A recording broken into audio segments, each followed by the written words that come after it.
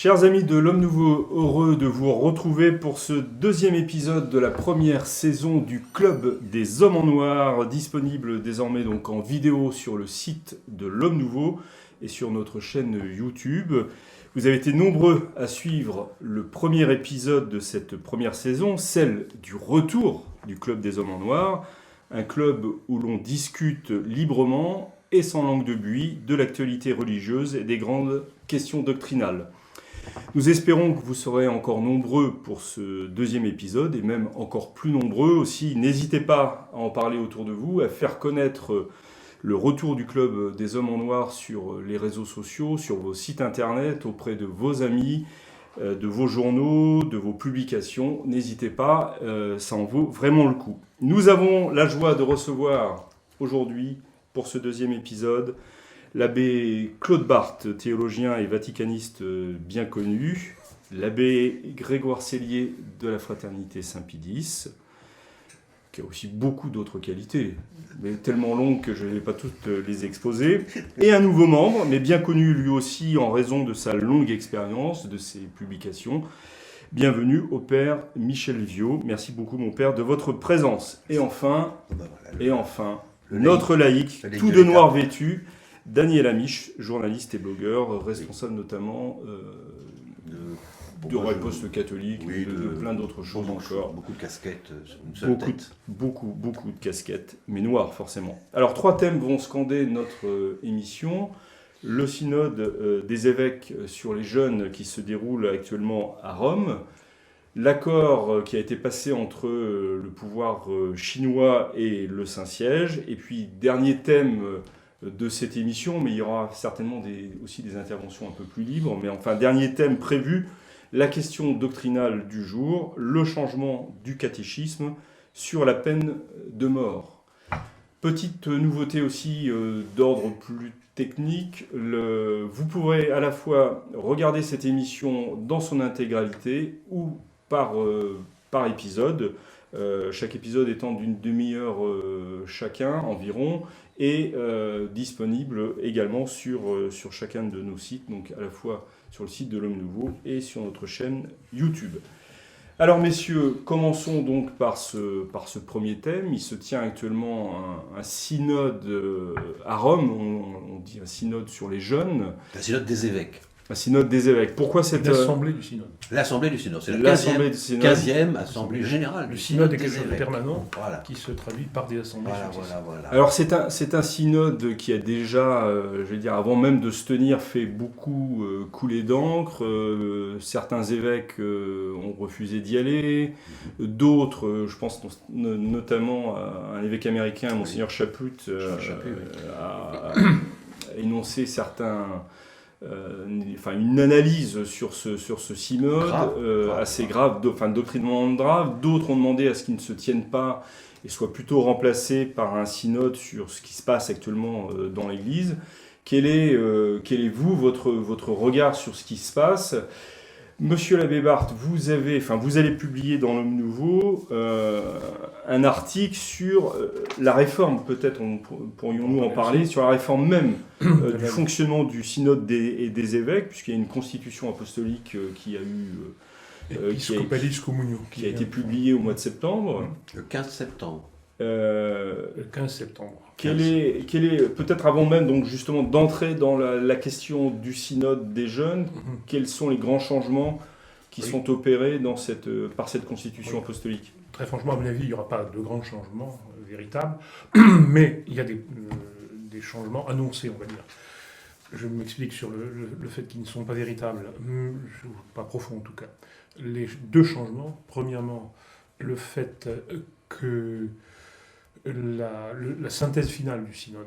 Tout le travail du synode consiste à élaborer un texte final, un petit peu comme le concile, puisque c'est une imitation du concile, le synode, et élaborer des textes, des constitutions, des décrets, etc.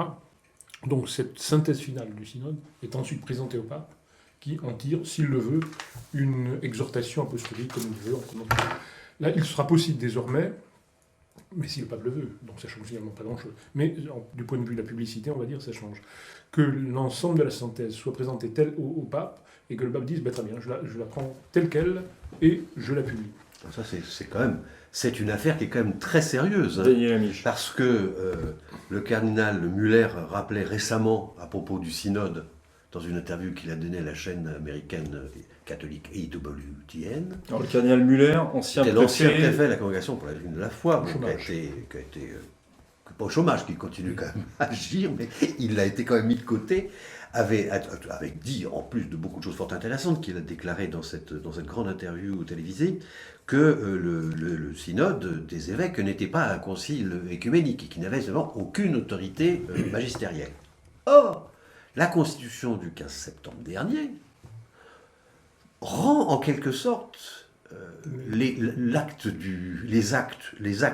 du synode des évêques, pourvu qu'ils soient avalisés par le pape, signés, promulgués, patati, lui donne une autorité magistérielle. Nous sommes d'accord. Alors c'est quand même un sacré problème, parce que ça veut dire par exemple que cette notion quand même, dans l'instrumentum laboris, alors je suis arrivé, quand même, le peu de latin que j'ai fait en fac m'arrive à quelque chose, l'instrument de travail, bon, ça a été quand même un sacré débat, qui continue à être un débat, sur l'expression LGBT. Oui, Daniel, avant de rentrer dans le synode des jeunes, j'aimerais qu'on... Je vous trouve très en retrait de la main par rapport à l'article que vous avez publié, qui est quand même beaucoup plus... Je vais m'expliquer sur les choses. Je veux dire que théoriquement, ça ne change pas grand-chose, dans la mesure où, en effet... ça ne change pas grand-chose, que le pape va décider... Alors, ce que dit Daniel Amiche à très juste titre, c'est que la Constitution dit aussi que cette synthèse, qui devient une synthèse du pape, en quelque sorte, va devenir magistère ordinaire pontifical. On ne sait pas trop ce que c'est, mais enfin disons c'est quelque chose qui a une valeur de magistère. Premier point.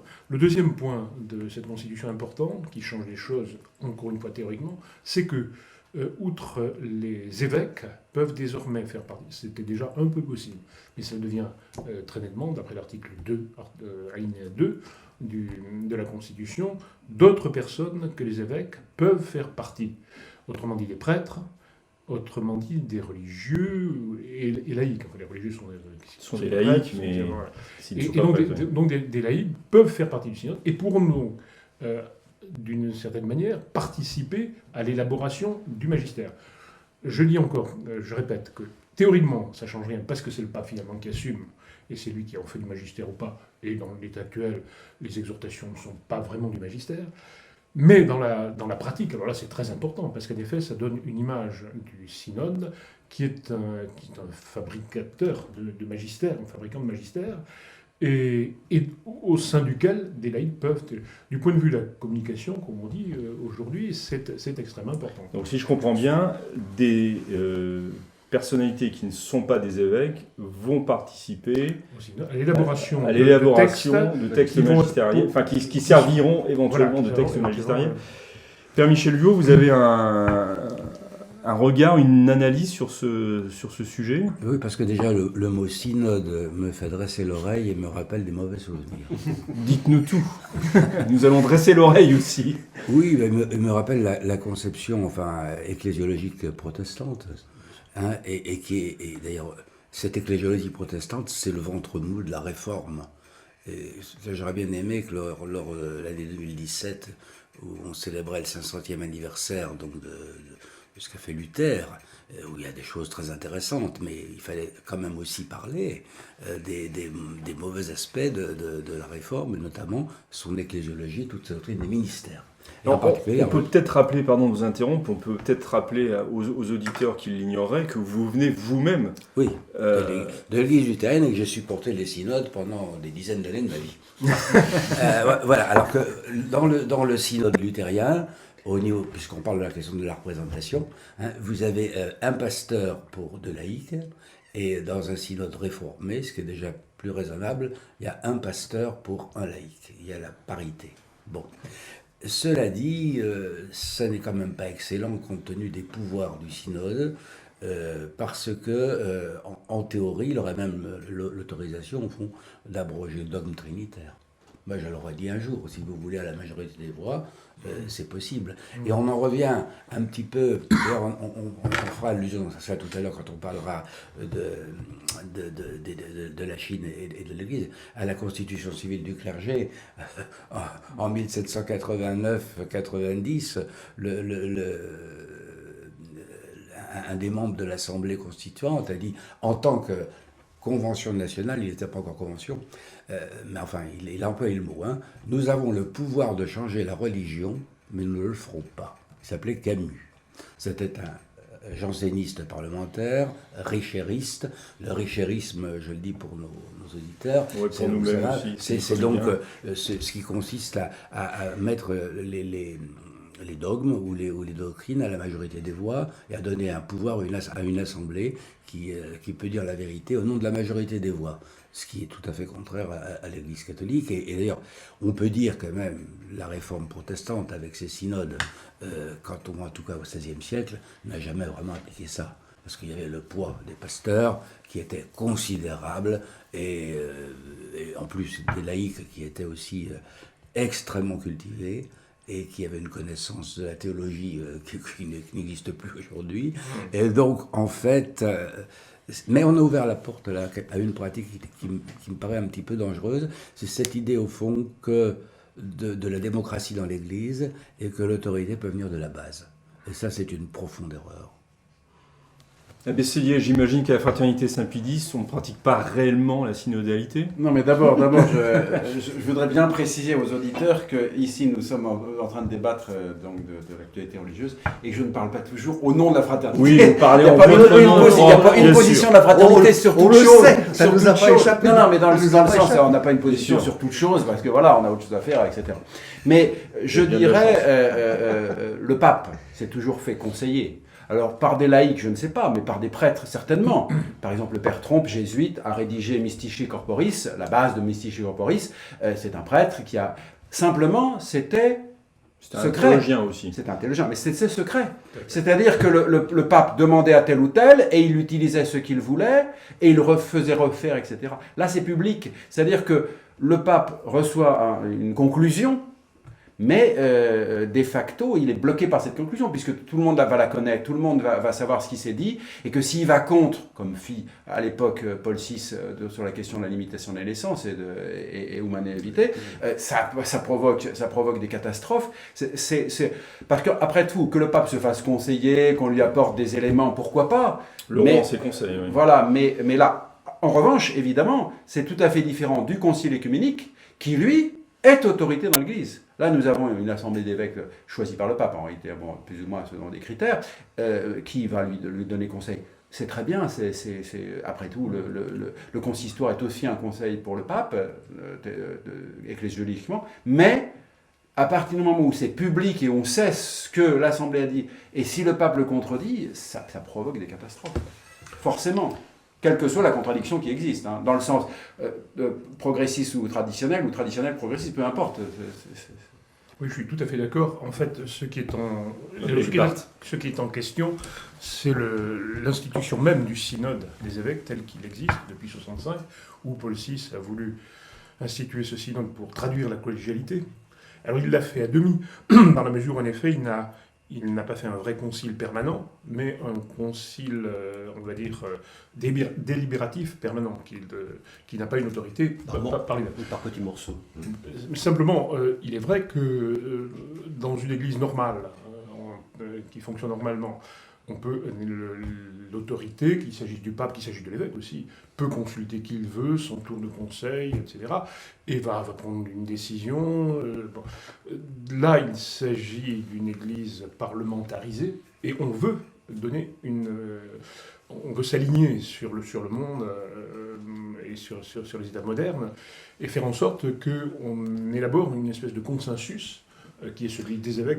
C'est la démocratisation de l'Église qui vous inquiète alors? Je dis c'est une traduction de la démocratisation de l'Église que sont ces synodes. Parce qu'à la limite aussi, on pourrait dire que les synodes, il y en a eu par le passé dans l'Église et qui ont traité de questions doctrinales dont le pape approuvait, n'approuvait pas selon les cas. Il y avait en France les assemblées du clergé de France qui tenaient des propos parfois excellents. Par exemple, l'entrée du Concile de Trente dans le domaine français, et bien d'autres choses encore. Mais on était dans un autre contexte qui n'est pas un contexte moderne. Là, on est toujours dans la ligne, en fait, disons-le clairement, du Concile Vatican II, l'esprit du Concile, on va dire, pour ne gêner personne, et qui consiste à adapter l'Église et la doctrine ecclésiale au monde moderne. Et donc on est ailleurs. Et les synodes sont là.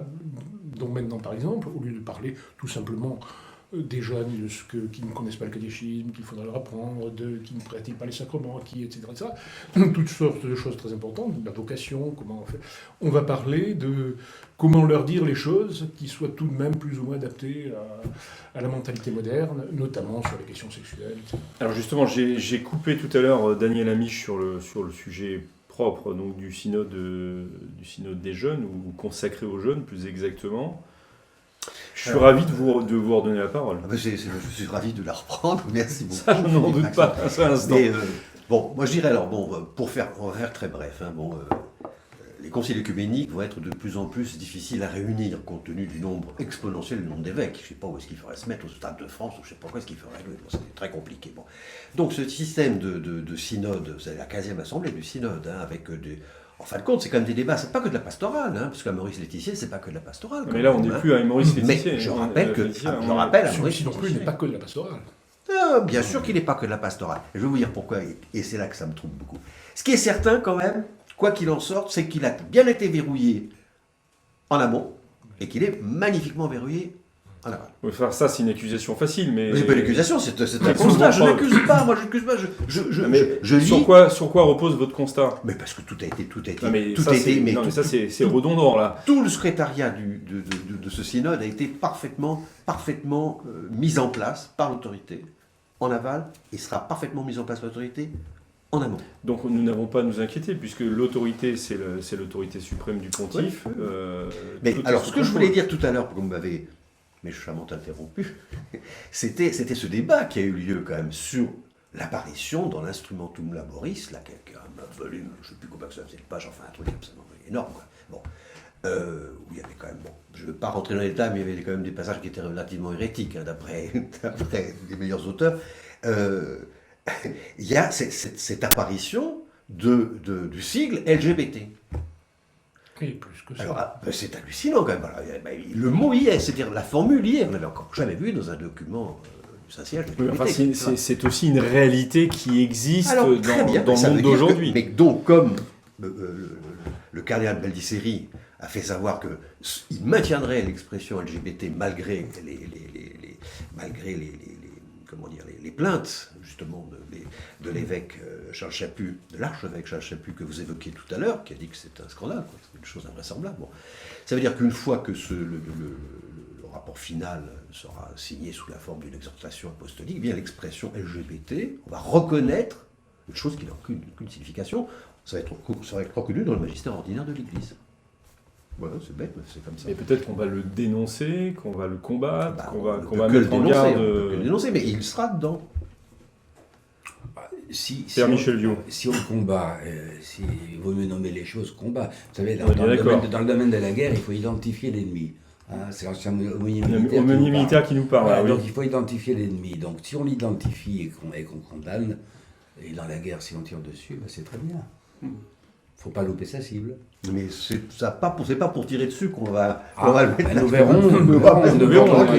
Les débats sont en cours. Rappelons encore une fois que l'ensemble des protagonistes du synode sont choisis par le pape, selon des procédures, certaines procédures, mais en réalité ils sont choisis par le pape, pas directement. Pas des conférences épiscopales. Les conférences épiscopales choisissent. Le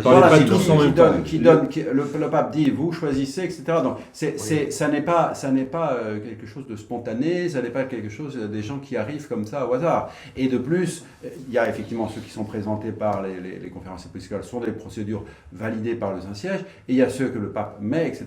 Donc dans la réalité, le synode est un instrument du pape, Maintenant, effectivement, je pense que le côté verrouillé, c'est-à-dire que le pape actuel veut certaines choses et donc il met des gens en faveur de ce qu'il veut dire. C'est aussi simple que ça. Alors, il y a une certaine opposition, parce que le pape veut montrer justement ce caractère démocratique avec une opposition, mais il fait en sorte que son opposition soit marginale, soit Vous voulez minoritaire. dire que les conclusions sont déjà globalement dans les grandes lignes. Voilà, dans les grandes lignes. Après, tracées. effectivement, elles vont être affinées dans la discussion, mais c'est ce que veut le pape. Pour moi, il n'y a pas de surprise là-dessus. Est-ce que sur le principe même d'un synode des évêques consacré aux jeunes, est-ce que c'est une chose qui vous semble normale, utile est-ce qu'il n'y aurait pas des questions plus urgentes à traiter aujourd'hui dans l'Église ? Comment est-ce que vous réagissez par rapport à ça ? Et qu'est-ce qu'on appelle jeune ? Jeune, c'est une catégorie qu'on emploie de plus en plus, notamment dans les médias. Et c'est quasiment devenu une nouvelle classe sociale.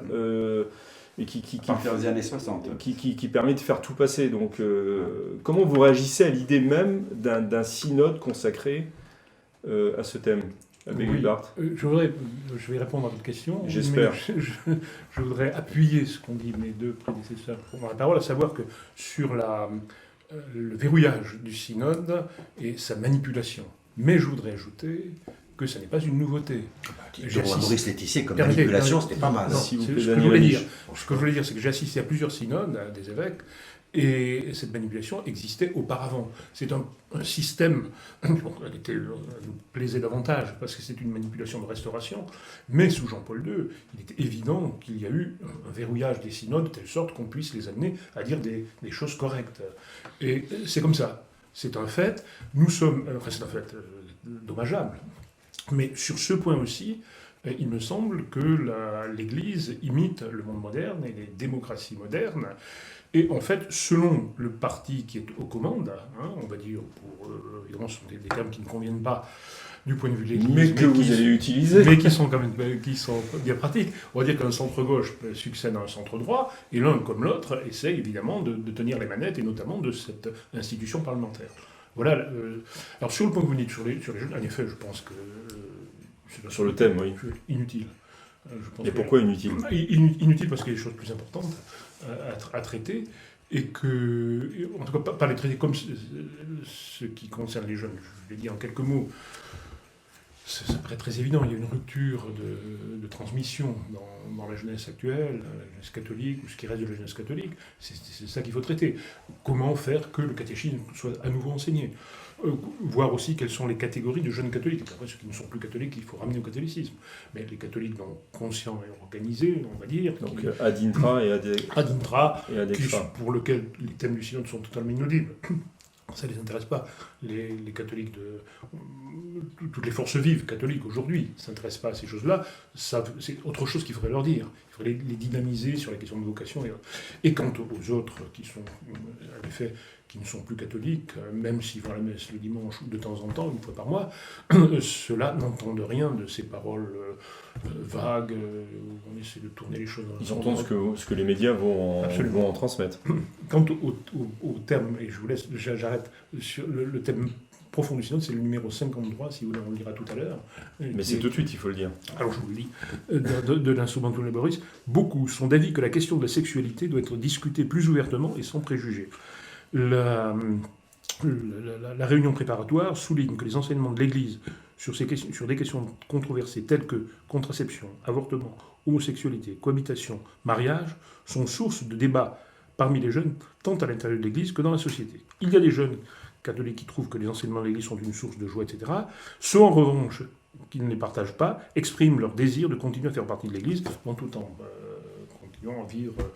Là, on est dans la continuité d'Amoris Laetitia. En Tout à fait. fait. C'est la remise en cause de la morale de manière le plus subtile. important, et que c'est celui-là, ce numéro 53, qu'il faudra suivre dans la synthèse et ensuite dans l'exhortation.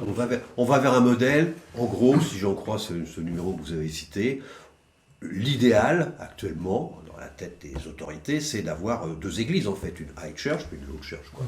Donc la high church, celle qui va être absolument stricte sur la doctrine, et puis la low church, ce sera pareil, feront partie de l'église, mais ce sera, voilà, on fera tout ce qu'on veut. Tout à fait. Père Michel Viau. Je pense que oui, l'histoire du synode des jeunes, là aussi, ça me rappelle toutes les affaires de Thésée, le fameux jeunisme tant à la mode, le salut vient des jeunes, etc. etc. Bon. Non, je crois que quand même, quand on est sur le terrain, et grâce à Dieu, je suis toujours sur le terrain, il faut voir ce que sont les catéchismes aujourd'hui, puisqu'on parle des jeunes. Ils sont nuls. Ils ne savent plus rien.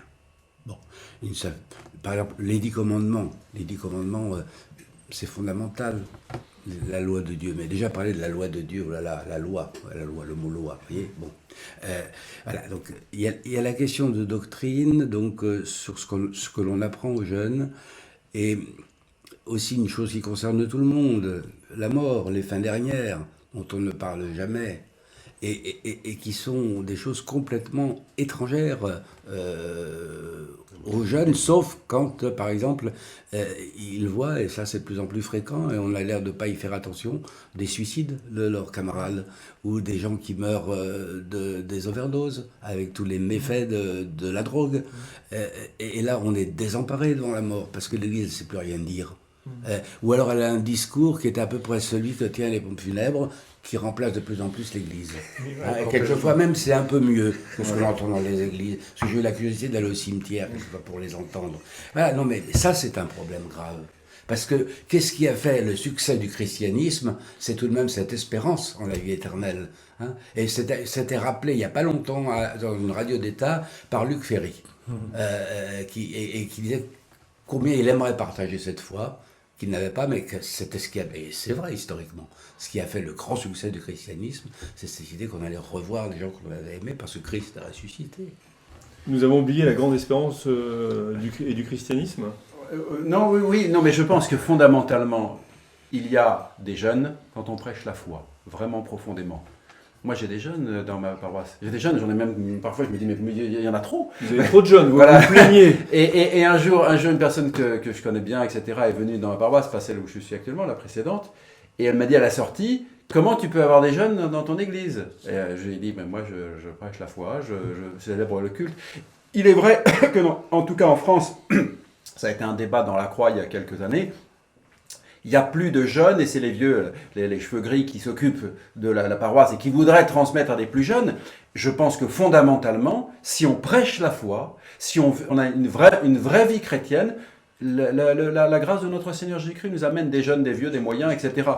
Et puis je rappelle évidemment qu'au centre, alors si on parle des jeunes, c'est-à-dire la jeunesse qui est en formation, qui apprend la vie, hein, au cœur, et là ça mériterait vraiment un synode à fond, c'est la question de l'école vraiment catholique, l'école qui vraiment enseigne la foi. Là, on a une école qui éventuellement fait une proposition de la foi à ceux qui veulent. C'est pas ça, une école catholique, c'est une école qui enseigne la foi avec honnêteté, avec liberté, mais avec réalisme. Pour l'ensemble des chrétiens, il faut vraiment vivre de la foi et de la grâce. Et alors, à ce moment-là, les églises se remplissent, tout simplement. Et pour les jeunes spécifiquement qui sont en formation, il faut une école vraiment catholique. Et là, on a une matière à réfléchir et à travailler. Qui enseigne la foi comme étant des vérités aussi, voilà, et non pas des propositions. Voilà, non, mais c'est tout est là. Voilà, c'est vraiment qui enseigne la foi, c'est-à-dire qu'effectivement, eh bien, tout soit imprégné de la foi. Après, les jeunes, ils sont ce qu'ils sont, etc. Ils posent des questions, ils se posent... Ouais, mais voilà, il y a une vraie affirmation de la foi comme étant la base de la vie. Je vais poser une question qui va sembler très naïve, mais puisqu'on dresse un état des lieux assez catastrophique sur justement la transmission de la foi, quand vous dites qui enseigne la foi, qu'est-ce que ça veut dire exactement ? Ben, ça veut dire que si vous voulez, la vie de l'ensemble d'une école ou bien dans la... Votre rôle de prêtre, par exemple, quand vous dites j'enseigne la foi... moi, ça m'arrive d'entendre des sermons parce que je vais à des enterrements, des mariages, etc. C'est creux comme un tambour. C'est creux comme un tambour. Voilà, il n'y a pas les vérités de la foi. Le Père Vieux rappelait. Les vérités éternelles. Moi, quand je fais un sermon... Mais les vérités éternelles pour l'auditeur qui est jeune, pardon de vous interrompre, et qui ne sait pas ce que c'est... Qu'il y a un Dieu, qu'il y a un ciel, qu'il y a un purgatoire, qu'il y a un enfer, qu'il y a la mort, que nous serons jugés. Déjà, quand vous dites ça dans un sermon d'enterrement, avec subtilité, avec nuance et avec affection et avec charité, déjà, ça réveille les gens, quoi. Il n'y a rien à faire. Et c'est le moment opportun, par exemple, des funérailles, c'est le moment opportun pour rappeler ces vérités. Et si vous faites un sermon en disant « Dieu nous aime, on sera tous au paradis Ça avec va du pas Paul du tout, Naref, ça. Bah oui, c'est non, c'est pas ça. C'est pas vrai, en plus. Je vous reconnais bien là pour Paul Et Naref. puis c'est pas vrai. Sur un disque sur un vieux Tépas, j'ai vu ça aussi. Bien, Absolument, son synode des... un Oui, mot moi, de conclusion. ce ne sera pas une conclusion, Daniel parce que Mich. moi je n'aime pas conclure du tout, parce que moi je suis ouvert vers vous- l'espérance.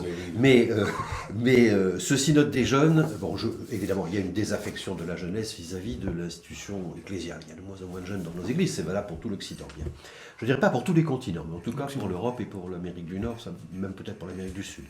Peut-être pas en Afrique. Mais voilà, malheureusement, ce synode, convoqué sur ce thème particulier, arrive à un moment quand même, le rapport est dit délicat entre la jeunesse, y compris la jeunesse fidèle qui est dans l'Église, et l'institution elle-même. Je veux parler bien sûr des abus sexuels qui n'ont cessé d'être mis sur le tapis, et parfois avec la complicité, sinon même parfois les agissements de certains évêques. Donc, c'est peut-être un moment très difficile pour traiter de ce sujet. Il était peut-être préférable de traiter un autre sujet s'il y avait une urgence, peut-être sur les évêques, par exemple. Très bien, merci Daniel Amiche. C'est la fin de cette première partie du Club des Hommes en Noir qui a été consacrée au Synode des évêques, à l'Assemblée du Synode des évêques sur les jeunes. Nous nous retrouvons dans quelques instants pour la suite de cette émission et nous traiterons de l'accord entre la Chine communiste et le Saint-Siège. Vous trouverez aussi la précédente émission du Club des Hommes en Noir sur notre chaîne YouTube. Vous retrouverez cette émission et toutes les indications nécessaires pour apporter, s'il vous plaît, que nous puissions continuer cette aventure éditoriale, votre soutien financier. Nous vous retrouvons dans un mois, chers amis de l'Homme Nouveau. À très bientôt. Merci, messieurs, de votre présence. Merci.